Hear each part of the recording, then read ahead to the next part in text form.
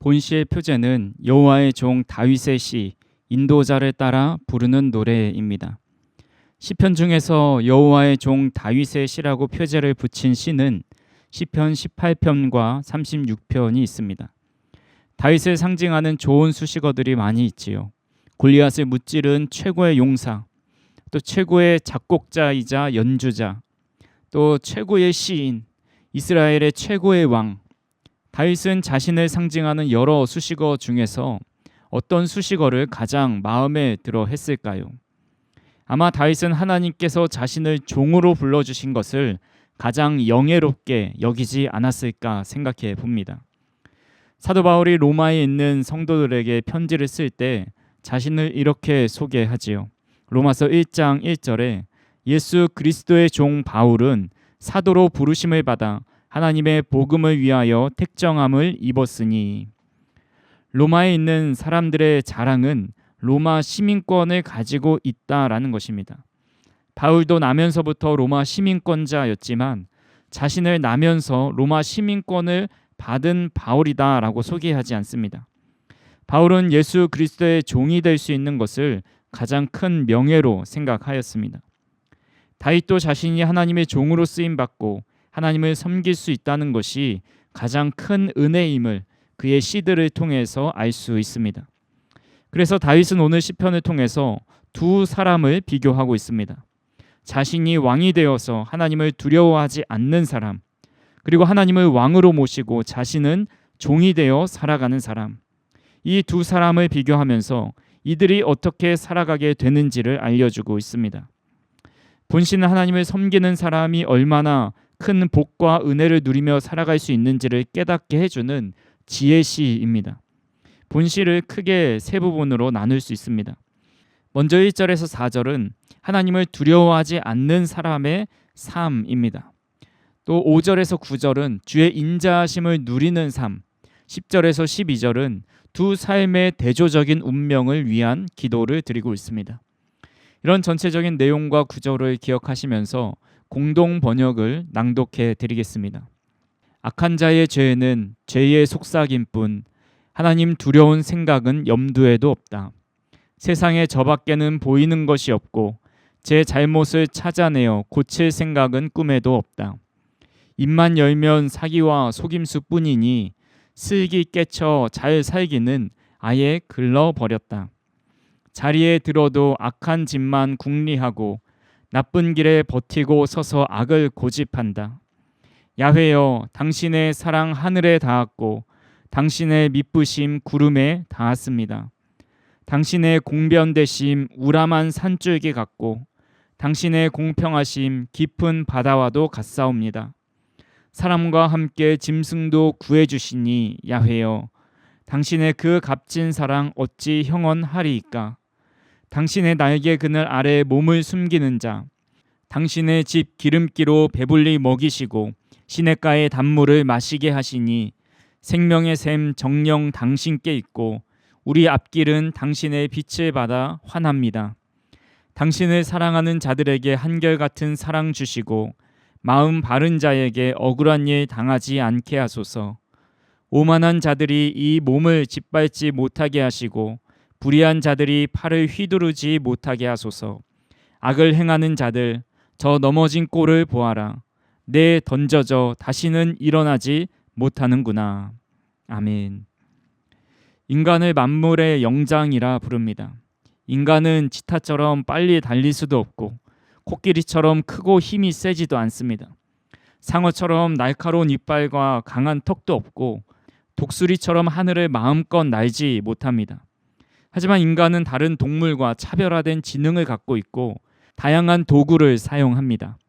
고도로 발달된 언어와 문화 창조 능력을 지니고 있습니다. 인간은 지혜를 발휘하고 도구를 사용함으로써 동물과의 먹이사슬에서 최고 정상에 올라 있습니다. 하지만 우리 인간이 만물의 영장인 것 치고는 두려움이 많이 있습니다. 인간은 태어날 때 힘차게 울면서 생을 시작하지요. 편안하고 안전한 엄마 뱃속에서 바깥 세상으로 나오는 것을 본능적으로 두려워하고 있는 것입니다. 그렇게 우리 인간의 본성 중에 하나는 두려움입니다. 사람은 누구나 6가지 두려움을 가지고 있다고 합니다. 가난에 대한 두려움, 늙어가는 것에 대한 두려움, 타인의 비판을 받을 것에 대한 두려움, 사랑이 상실될 것에 대한 두려움, 건강이 상실될 것에 대한 또한 두려움, 죽음에 대한 두려움이 있습니다. 위의 6가지 두려움을 하나도 느끼지 않는다고 말씀하실 수 있는 분은 아마 없을 겁니다. 우리는 여러 가지 두려움을 가지고 살아가지만 우리 인간이 가장 두려워해야 할 두려움이 있습니다. 그것은 바로 하나님을 향한 두려움입니다. 본문 1절에 이렇게 말씀합니다.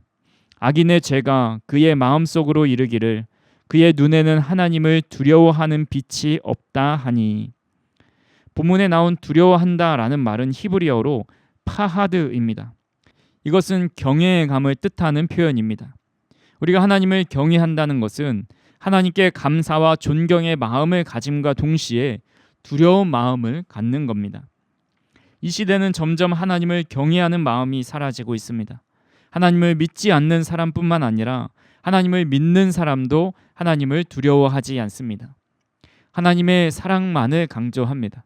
하나님은 사랑이시고 늘 우리를 위해 모든 것을 희생하시지만 사실 하나님은 두려움의 존재입니다. 구약시대 때 하나님을 대면하여 보는 자는 죽었기 때문에 감히 하나님을 향해서 고개를 들 수 없었고 하나님을 향해 함부로 대할 수 없었습니다. 하지만 요즘은 하나님을 너무 가볍게 여기기도 합니다. 우리가 하나님을 진정으로 경외하고 있는지 아니면 그렇지 않은지는 우리의 신앙생활의 모습을 통해 알 수 있습니다.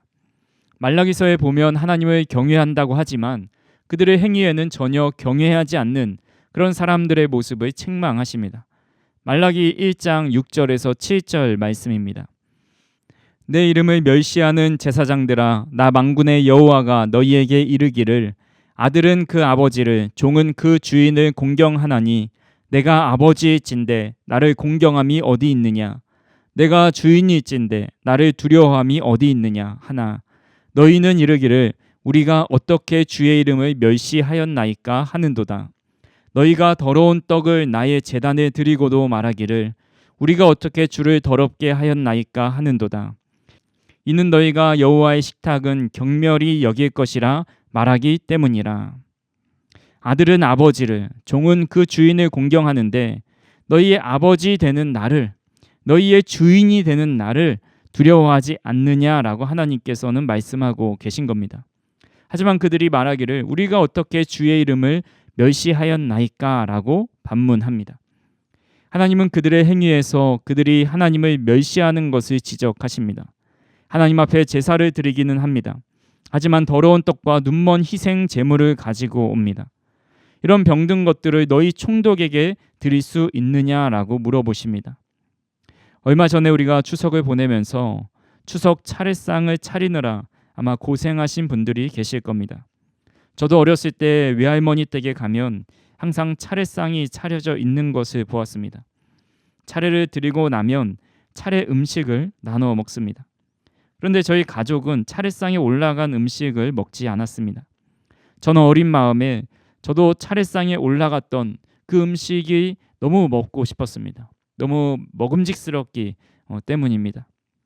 조상을 기리는 마음으로 차례상에 올라가는 음식들은 집안에서 가장 좋은 음식으로 올려놓습니다. 과일도 가장 보기 좋은 것으로 올려놓고 음식도 정성스럽게 만들어 올려놓습니다. 어차피 조상님이 이 음식을 드시는 것도 아닌데 아무거나 올리면 어때? 라고 생각하면서 차례상을 차리는 사람은 없습니다. 정말 조상님께 가장 좋은 음식을 차려드린다라는 마음으로 상을 준비합니다. 이스라엘 백성들이 하나님께 제사를 드리고 예물을 드리면서 어차피 하나님이 드실 것도 아닌데 아무거나 드리면 어때? 라는 심정으로 예물을 가지고 마음 없는 제사를 드렸습니다.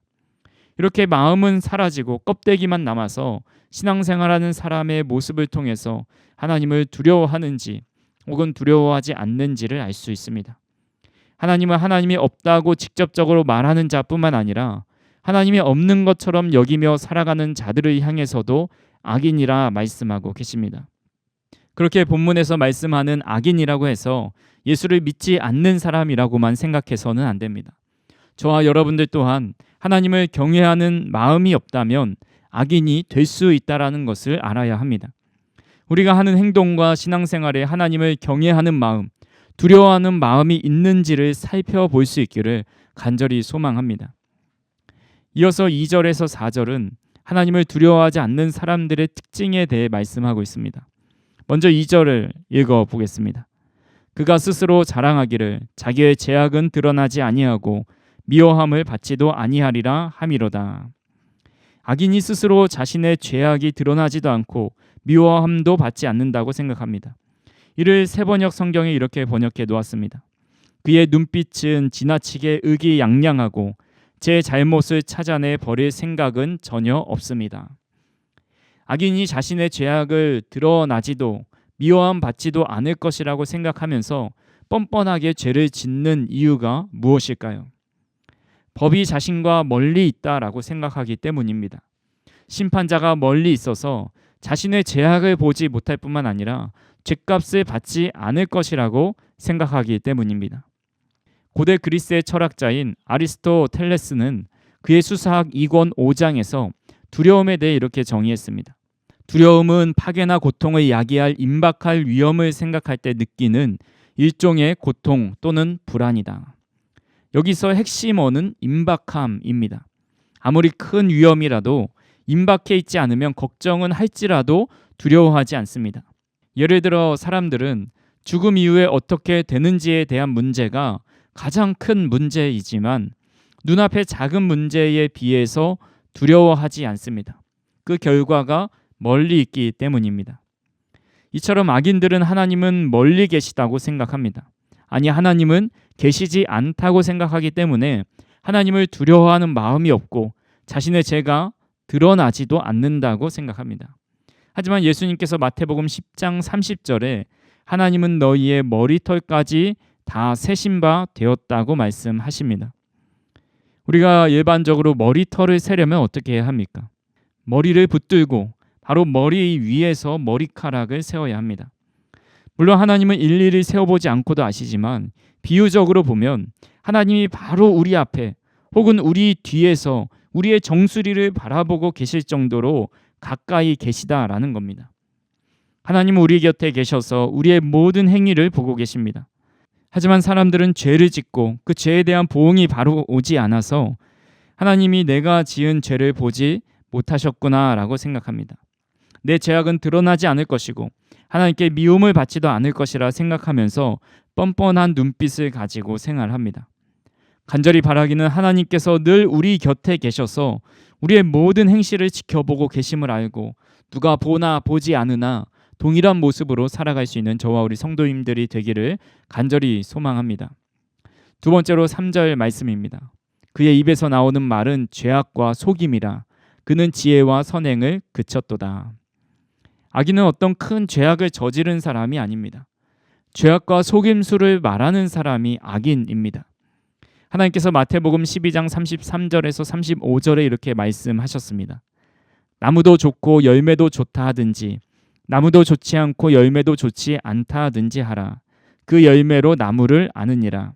독사의 자식들아, 너희는 악하니 어떻게 선한 말을 할 수 있느냐? 이는 마음에 가득한 것을 입으로 말함이라. 선한 사람은 그 쌓은 선에서 선한 것을 내고 악한 사람은 그 쌓은 악에서 악한 것을 내느니라. 선한 사람은 마음에 선한 것이 있어서 그의 입에서 나오는 말도 선한 말을 합니다. 하지만 죄인은 마음속에 악한 것이 있어서 그의 입에서 속에 있는 악한 말이 나오게 됩니다. 하나님께서는 말씀으로 이 세상을 창조하셨습니다. 하나님께서 마음에 품고 있었던 것을 말씀하시면서 말씀 그대로 이루어졌습니다. 그만큼 말이 중요하기 때문에 성경에서 말에 대한 교훈이 많이 나옵니다. 우리가 지난 주일에 살펴보았던 에베소서 4장에서 새 사람이 되어서 가정을 작은 천국으로 만들기 위해 실천해야 할 것들을 말씀드렸습니다. 그때 새 사람이 되어서 실천해야 할 대부분의 것들이 말을 잘 다스리는 것이었습니다. 에베소서 4장 25절에 보시면 거짓을 버리고 참된 것을 말하라 라고 말씀하십니다. 또 29절에는 더러운 말은 너희 입 밖에도 내지 말고 선한 말을 하라 말씀합니다. 31절에 버려야 할 것 6가지를 말씀하시는데 이 부분을 같이 한번 읽어보겠습니다. 에베소서 4장 31절입니다. 너희는 모든 악독과 노함과 분냄과 떠드는 것과 비방하는 것을 모든 악의와 함께 버리고. 악독은 악한 말이라고 말씀을 드렸습니다. 또한 떠드는 것, 비방하는 것 모두 말에 대한 것입니다. 심지어 잠언 18장 21절에 보면 죽고 사는 것이 혀의 힘에 달렸다고 말씀합니다. 그의 마음에 죄악으로 가득 차 있기 때문에 지혜와 선행도 그치게 됩니다. 여기서 지혜는 하나님을 알고자 하는 지혜입니다. 다시 정리해서 말씀드리면 악의는 마음속에 악이 가득 차 있기 때문에 그 악이 입을 통해서 나타나고 선을 행하지 않는 모습으로 나타납니다. 그렇게 우리는 행실과 말에 있어서 늘 하나님 앞에서 부끄럽지 않은지 늘 살펴볼 수 있는 저와 우리 성도님들이 되기를 간절히 소망합니다. 그렇다면 의인은 어떤 삶을 살아가게 되는지 7절에 나와 있습니다. 하나님이여 주의 인자하심이 어찌 그리 보배로우신지요. 사람들이 주의 날개 그늘 아래에 피하나이다. 아멘. 지난주 시편 35편의 말씀을 전하면서 말씀드렸다시피 주의 날개 그늘은 언약궤를 덮은 두 그룹의 날개 사이의 공간을 의미합니다. 이 공간에 하나님이 임재하셔서 말씀하시고 또 그것에 내주하시는 절대 안전을 보장받을 수 있는 공간입니다. 절대 안전을 보장받는다는 것은 사람이 절대 피할 수 없는 죽음으로부터의 안전을 보장받는 겁니다. 하나님께서 언약궤 안에 3가지를 넣으라고 말씀하셨습니다. 십계명 돌판 2개와 만나를 담은 항아리, 그리고 아론의 쌍난 지팡이입니다. 이 3가지 물건에 공통점이 있습니다. 바로 이스라엘 백성의 반역이 담겨 있다라는 겁니다. 이스라엘 백성들이 신광야에 이르렀을 때 온 회중이 모세와 아론을 원망합니다. 출애굽기 16장 3절에 보시면 이스라엘 자손이 그들에게 이르되 우리가 애굽 땅에서 고기 감아 곁에 앉아 있던 때와 떡을 배불리 먹던 때에 여호와의 손에 죽었더라면 좋았을 것을 너희가 이 광야로 우리를 인도해내어 이 온 회중이 줄여 죽게 하는도다. 이 하나님께서 모세에게 말씀하십니다. 16장 8절에 모세가 또 이르되 여호와께서 저녁에는 너희에게 고기를 주어 먹이시고 아침에는 떡으로 배불리시리니 이는 여호와께서 자기를 향하여 너희가 원망하는 그 말을 들으셨음이라. 우리가 누구냐? 너희의 원망은 우리를 향하여 함이 아니요 여호와를 향하여 함이로다.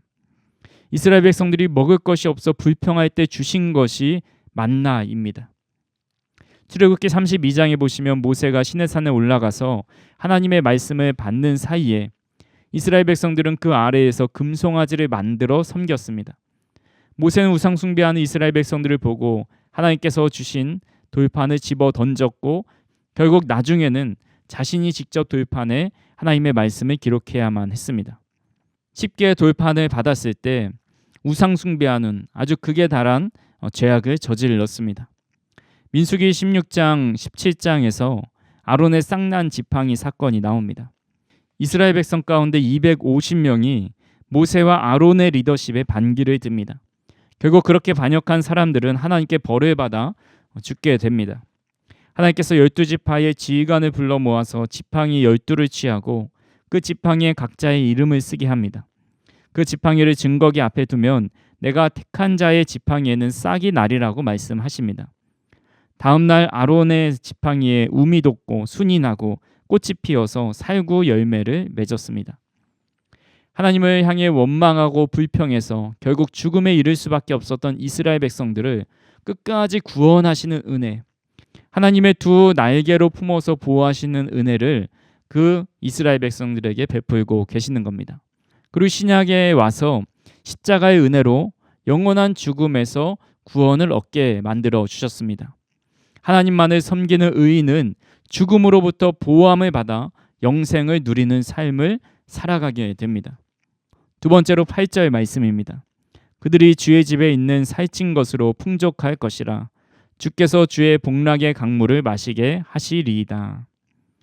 의인에게 제공될 것들을 살펴보면 주의 집에 있는 살찐 것과 주의 복락의 강물을 마시게 하신다 말씀하십니다. 가장 살찐 것은 가장 근사하고 좋은 음식을 상징합니다. 또한 주의 복락의 강물에서 주의 복락이라는 말은 히브리어로 아다네카라는 말입니다. 이 말은 기쁨, 즐거움이라는 뜻의 명사 에덴에서부터 파생된 단어입니다. 창세기 2장에 나오는 에덴 동산의 에덴과 동일한 단어입니다.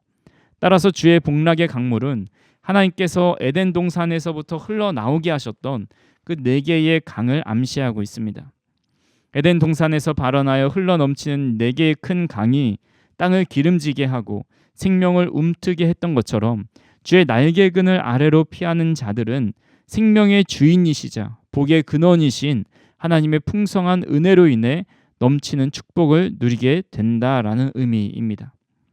이 2가지 의미를 정리하면 하나님을 신뢰하는 의인들은 하나님이 베푸시는 가장 좋은 것, 가장 아름다운 것을 끊임없이 넘치도록 공급받는다라는 의미입니다. 저희 집에 오늘 이사를 했습니다. 아이가 새로운 집에 들어서자 너무 좋아합니다. 집이 더 좋아지고 아니고를 떠나서 새로운 곳에 이사 온 것이 신기했던 것 같습니다.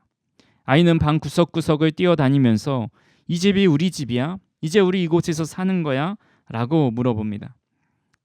이 집을 구입한 것은 아니지만 계약상 제 이름으로 되어 있기 때문에 엄밀히 따지면 계약 동안에는 저의 집입니다. 하지만 아이는 이 집이 아빠 집이야 물어보지 않습니다. 저 또한 이 집을 아빠 집이야 라고 물어보지 않은 것에 대해 마음이 불편하지 않습니다. 저희 집이 아이의 집이고 우리의 가족의 집이기 때문입니다. 제가 가지고 있는 차나 모든 물질이 저의 것이 아닌 우리의 가족의 것이고 그것을 자녀가 누리는 것입니다. 이것이 바로 하나님 아버지의 마음이지 않나 생각해 봅니다.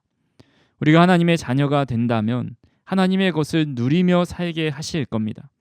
우리가 죽어서 하나님 나라에 갈 때는 물론이고 이 땅을 살아가면서도 하나님의 복을 누리게 하십니다. 우리가 하나님의 자녀가 된 순간 하나님께서 주시는 영적 유산을 상속받은 상속자라는 것을 잊지 않으시기를 간절히 소망합니다. 마지막으로 시인은 2 삶의 대조적인 운명을 위해 기도합니다. 10절에서 12절 말씀입니다. 주를 아는 자들에게 주의 인자하심을 계속 베푸시며 마음이 정직한 자에게 주의 공의를 베푸소서. 교만한 자의 발이 내게 이르지 못하게 하시며 악인들의 손이 나를 쫓아내지 못하게 하소서. 악을 행하는 자들이 거기서 넘어졌으니 엎드러지고 다시 일어날 수 없으리이다. 주를 아는 자는 하나님을 사랑하는 사람들을 의미합니다. 마음이 정직한 사람은 마음에서 모든 악이 시작되었던 악인들과 대조를 이루고 있습니다. 저자는 하나님의 인자하심을 기대할 수 없는 사람들을 확실히 차별화하고 있습니다.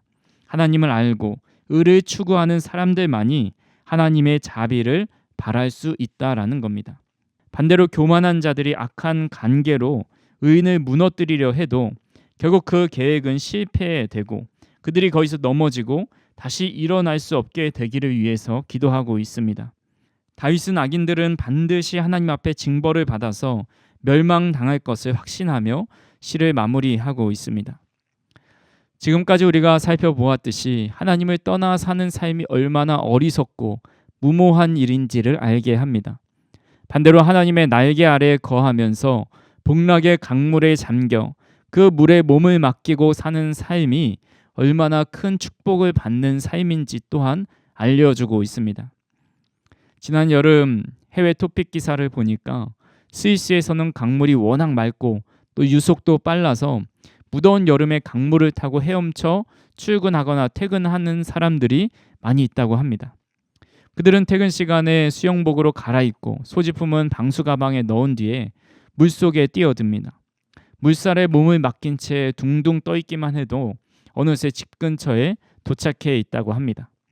호수나 강이 많은 스위스 베른과 바젤에서는 매년 여름이면 수영으로 출퇴근하는 직장인이 많이 있다고 합니다. 저는 그 기사를 보면서 무더운 여름 고된 일을 마치고 맑고 시원한 강물에 몸을 맡겨 퇴근하면 얼마나 기분이 좋고 시원하고 또 하루의 피로가 다 풀릴까라는 생각을 해보았습니다. 우리가 살아가는 이 세상은 우리를 지치게 만들고 또 뜨거운 태양으로 우리의 살을 타들어가게 하지만 시원한 복락의 강물에 몸을 맡겨서 하나님 나라의 집으로 돌아간다면 얼마나 기분이 좋겠습니까? 사랑하는 성도 여러분, 오늘도 예배하는 이 시간, 하루의 일과를 마치고 각자 말씀을 보고 묵상하는 그 시간, 그 시간들이 복락의 강물에 몸을 맡기는 시간이 되기를 간절히 바랍니다. 하나님의 은혜의 강물에 잠긴다면 육신의 피곤이 사라지고 악한 영향력에서 벗어나 하나님의 은혜를 풍성히 누리며 살아가게 될 것입니다. 사랑과 은혜가 풍성하신 하나님 아버지, 참으로 감사합니다. 오늘도 우리가 하나님이 계심을 인정하면서 주님께 예배하며 말씀을 듣게 하시니 감사합니다. 하나님을 경외하는 마음을 가질 수 있도록 인도하여 주시고 우리의 마음에 늘 선한 것으로 가득하여서 선한 입술과 또 선한 행실이 우리의 삶에 드러날 수 있도록 인도하여 주옵소서. 하나님 안에 또 주님 날개 아래 거한다는 것이 얼마나 큰 축복과 은혜인지를 우리가 깨닫게 하시고 늘 그 복락의 강물에 헤엄치며 몸을 맡기며 살아갈 수 있는 우리 모두가 되게 하여 주시옵소서. 예수님의 이름으로 기도하옵나이다. 아멘.